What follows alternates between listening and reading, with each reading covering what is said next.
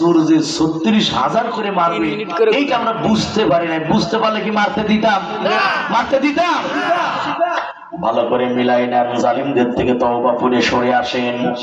মুরব্বি, নামাজি, তাবলীগওয়ালা, জিকিরওয়ালা সবাইরে বলতেছি, আপনি একজন বুজুর্গ মানুষ, কিন্তু নির্বাচনের বেলায়, ভোটের বেলায় যদি আপনি, রাজনীতির বেলায় যদি কোন জালিমকে সমর্থন করে থাকেন, আল্লাহর কসম কোরআন সাক্ষী রেখে বলতেছি, আপনার একটি মদত কবুল হবে না, আপনার জায়গা হবে আবু জাহেলের পাশে।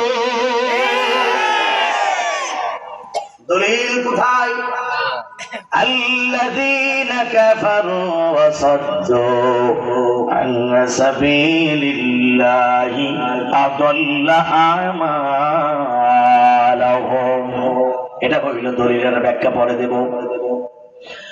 কোরআনুল কারীম শোনার পরে হতভাগা যারা, কপাল পোড়া যারা, তারাই কেবল সরে যায়, তারাই মানে না। কিন্তু যারা ইমানদার মুমিন, আল্লাহকে ভয় করে, সামি'না ওয়া আতা'না, ইমানদার লক্ষণ যাদের ভিতরে পাওয়া যায়, ওই বান্দাগুলো মনোযোগ দিয়ে কোরআন শুনে, শোনার সঙ্গে সঙ্গে মানার জন্য মাথাটা নত করে দেয়। আল্লাহু আকবার বলে। এটা মুমিনের কোয়ালিটি, মুমিনের গুণ এইটা। যা শুনে তাই কি করে? হয় না। যা শুনে তা কি করে? মাইনে নেয়। আর আপনি কেন কোরআন মানবেন না? খেয়াল করুন, এই এদিকে, কেন মানবেন না কোরআন? কেন শুনবেন না কোরআন? কারণ এই কোরআনের জ্ঞান যাদের সিনাতে প্রবেশ করবে, আল্লাহ রাব্বুল আলামিন ওই সিনাওয়ালা মানুষটারে দুনিয়াতেও মর্যাদা দেবেন, আখিরাতেও মর্যাদা দেবেন। কথা ঠিক কিনা? এই কথাটা কার? এই কথাটা কার? ওয়াল্লাযীনা উতুল ইলমা দারাজাত।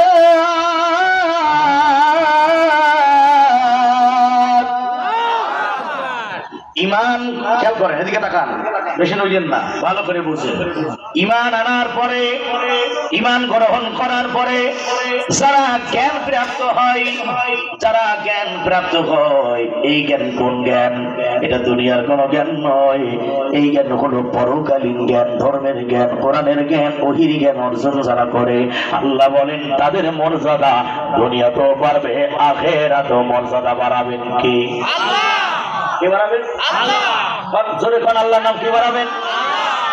মর্যাদা আল্লাহ বাড়াবেন।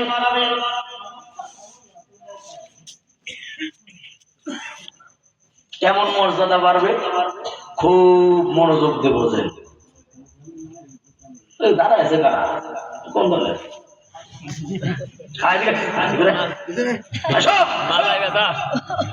ভিতরে আসো,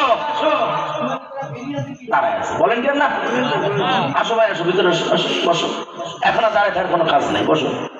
আজকে তো আমি যুবকদের এমন একটা মাসআলা বলবো, বিশ্বাস কর ভাই, 1 কোটি টাকা দিলেও তোর